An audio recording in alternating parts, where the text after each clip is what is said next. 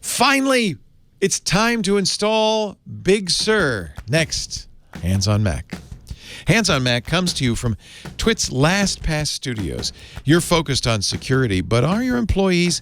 LastPass can ensure they are by making access and authentication seamless, whether employees are working in the office or remotely. Visit lastpass.com/twit to learn more. This is Twit. This episode of Hands on Mac is brought to you by IT Pro TV. If you're looking to expand your IT career, you need IT Pro TV. Visit itpro.tv/twit for an additional 30% off all consumer subscriptions for the lifetime of your active subscription. Use the code TWIT30 at checkout.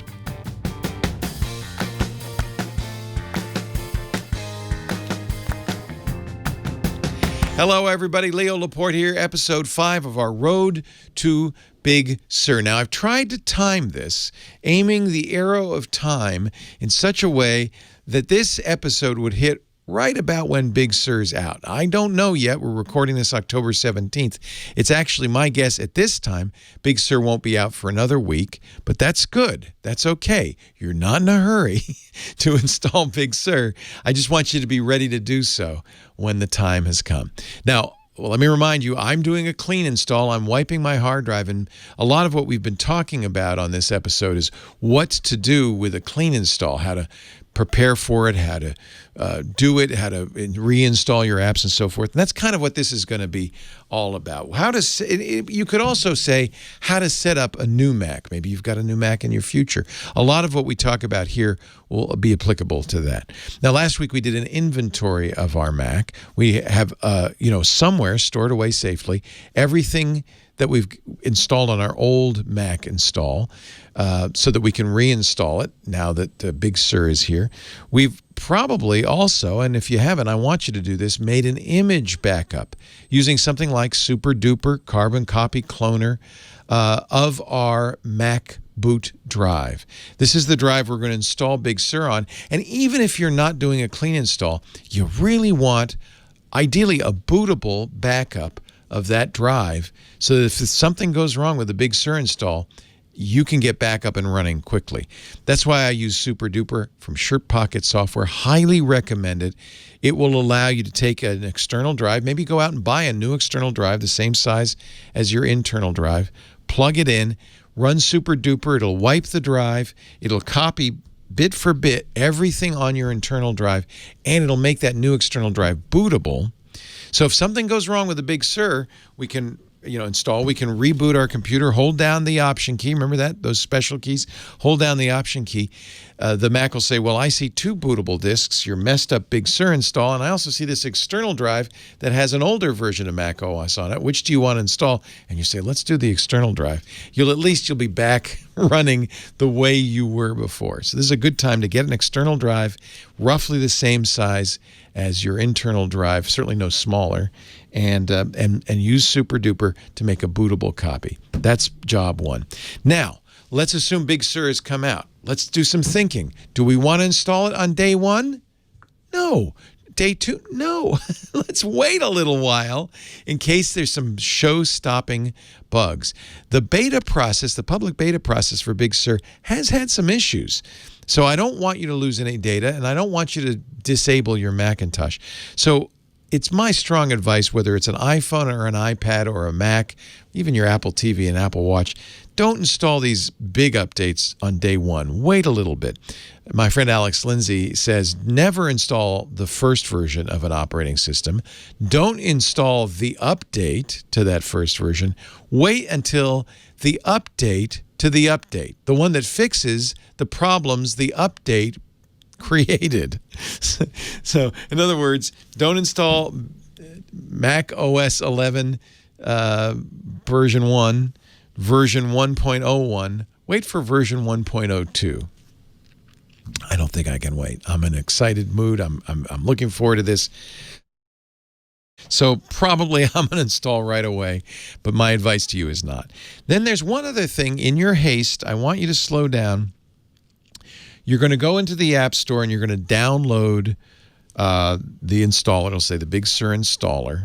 Once you download the Big Sur installer, we're going to want to take this opportunity to make a bootable USB key that will allow you to install on multiple machines. There's two reasons to do this. It's a good thing for everybody on any operating system to have an operating system installer. Less important on a Mac because you have network installs and so forth. What if you can't get online, your hard drive fails, you need your computer to work? It's really good to have that USB key with Big Sur, the Big Sur installer on it. It's also helpful if you have multiple Macs. You only have to download it once, save yourself a bit of bandwidth. Apple has a good article on how to create a bootable installer for macOS, but it requires that you do this. It requires you to do this before you run the installer, because you probably noticed this when you install a new version of macOS, and I expect Big Sur will do this too. After the install is done, it deletes the installer. It deletes the installer, so you can only do this before you've run it. This is a Mac Tech Note, how to create a bootable installer for macOS. It's from Apple. I'm sure it will be updated when Big Sur comes out. But and it may have a slightly different way of doing it, because as you can see, the command is different depending on the version of macOS you're using. But you'll need I would say 16 gigabyte USB flash drive. That's going to be your installer. You want to make sure it's formatted as macOS Extended. You can do this from the terminal. There are actually a number of ways to do it. This is probably the simplest, but you do have to type in a terminal command. There is something on your system already called Create Install Media. Well, actually it's not there already. It's in the installer for Big Sur. So you'll download the installer. It goes into your applications folder. It looks like it's a single icon called Install macOS, but as you can see inside of that, inside of Contents, Resources, there is a shell command, Create Install Media. Now, in order to do this, you're going to need to know the volume that your USB key is. So when you mount your USB key, you're going to get the name of that, and then you'll add that to the command. I strongly suggest, I know this is a little intimidating. This is a kind of a pro tip, an advanced tip, but I strongly suggest you make a bootable USB key of your installer. You'll be glad you did, and you can only do this before you install the operating system. You can just Google if you want to find this, how to create bootable installer for macOS. It's an Apple Tech Note. By the time Big Sur comes out, it'll be updated for Big Sur. Make that USB key, and then you can run it. Now, one of the things you're going to do when you run the installer, whether you run it from your internal hard drive or from the USB key, is you're going to want to erase your drive. And that's another reason that you want this on a USB key, because once you erase the drive, you're not going to have the installer anymore, okay? So we're going to put the installer on the USB key. That's the third good reason to do this. We're going to boot to it, and then before you get that menu of things you can do, before you install the new system, you're going to launch disk utilities and use disk utilities to wipe the disk. You don't have to worry so much about formatting and all of that. Just wipe the disk, delete the partitions. We're going to start from scratch. Remember, that's me. That's for a clean install. If you're not doing a clean install, obviously don't wipe the disk. You can just run the installer once you've made this USB key. But I'm going to wipe the disk, and I'm going to install it, and I'm going to let the installer complete. Once it does, I have a very handy list of things to do when I'm setting up a brand new Macintosh, and I would suggest that you make a list like this as well. I keep this in Notion, which is a cloud-based notebook, so I've accessed this from anywhere, including on my new Mac. As soon as I have my new Mac installed, I can use Safari to go to my Notion and get this list. I'll run through this real quickly. Some of this is specific to me, but these are things I suggest you do when you're first setting up a new Macintosh, or if you're doing a clean install of Big Sur. One is to create an admin account that you're never going to use. It's always good on any operating system to have an unused admin account. You can use it to diagnose problems with your user account. Sometimes you need it to fix things. I call mine Ghost, so I won't accidentally log into it. I have a kind of a standard master password for these accounts. You can use the same password. It's fine. Just remind yourself not to use this account. You want it to stay pristine. This is not the account that you're going to use to log into your Mac. This is the account you're going to log into if you have problems. File Vault is always turned on newer Macs with the T2 chip, but if yours does not have it, we've talked about File Vault before, turn that on. You always want to encrypt an SSD before you put anything important on it.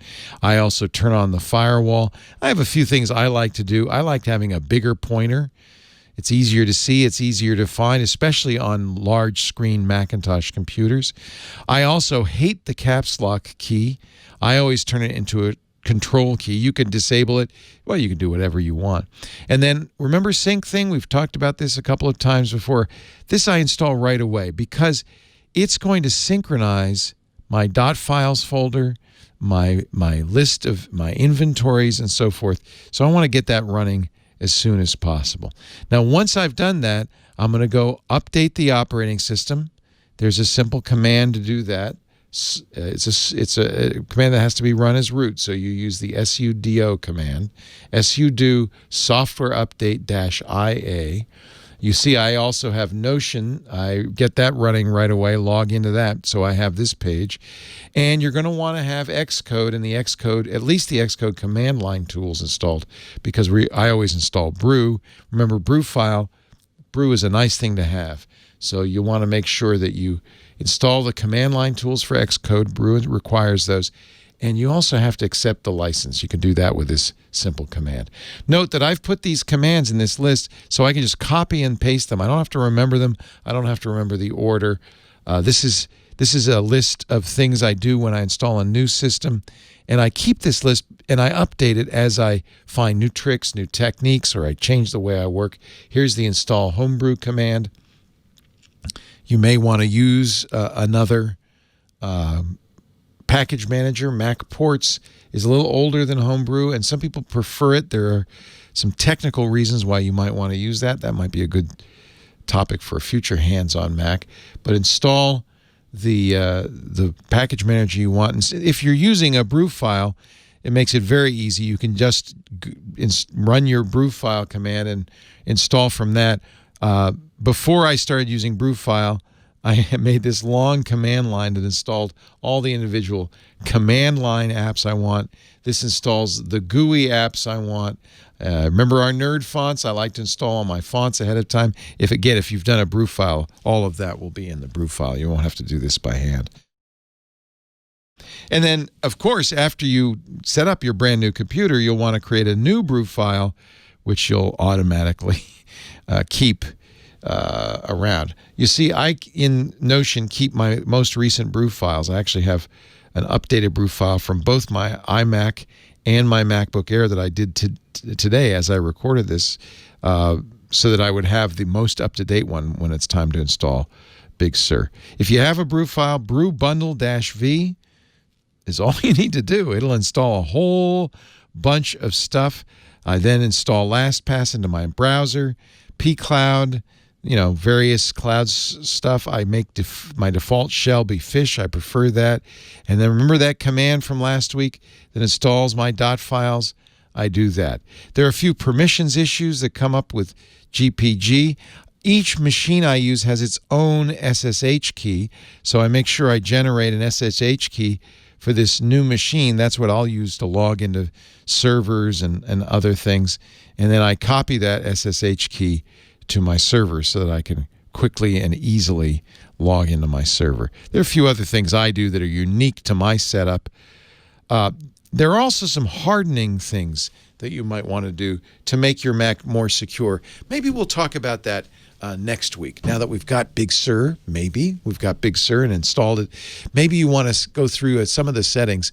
to harden your Mac for security reasons. These are the things I do on every Macintosh, and I consider them sufficient, turning on File Vault, turning on the firewall. But there are a few other things you can do that you might want to do to make sure your Mac is absolutely secure from attack. That whole list takes me, about an hour. Most of that time is sitting waiting for the proof file to install all my apps. But by the end of it, I've got a Macintosh configured exactly as I want it. More importantly, exactly as all my other Macs, so that when I sit down at a Mac, I know how it's going to work. I'm not going to hit the caps lock key and have it make everything uppercase. I'm not going to, I'm not going to have to worry about security with File Vault. I'm going to have my synchronized folder there and all those things. So this might be a good time before you install Big Sur to create this list, this to-do list, this punch list of things you go through as you install a new Mac. I find this really handy. In fact, I have it for all the operating systems I use, not just Macintosh. I have a first-time config for Linux and Windows 10 because these are kind of the things that I do every time. I want to have a fairly consistent setup. Everybody I know who works on multiple machines or uses multiple operating systems ends up doing something like this. You really want to have a consistent build on all your machines. You want to automate it as much as you can because it saves you time.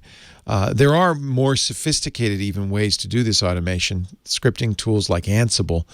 Maybe at another time we'll get into that. I haven't found that necessary for setting up my Macs. I can get a Mac up and running pretty quickly, about an hour. And feel pretty good about it.